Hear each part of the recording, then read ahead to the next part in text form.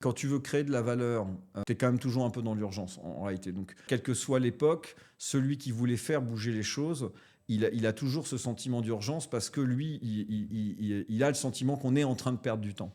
Donc moi, j'ai jamais trop eu la sensation d'être en attente, mais plutôt d'être toujours, essayer d'être un peu En en avance, avant. on va dire. Ça n'a pas beaucoup changé.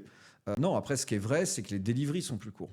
Donc avant, un gros projet informatique, c'était assez logique de te dire que tu mettais 3, 4, 5 ans pour le déployer. Aujourd'hui, il n'y a pas beaucoup de chefs d'entreprise et encore moins de start-upers qui se disent que quand ils se lancent dans un truc, peut-être leur produit il sera fini dans 5 ou 6 ans. Ou ils ont une roadmap dans leur tête, quand même avec des étapes, mais globalement, on arrive à sortir des outils qui fonctionnent de manière correcte dans des temps assez courts. Il n'empêche qu'il reste l'être humain au milieu de tout ça. Et ça n'a pas beaucoup changé.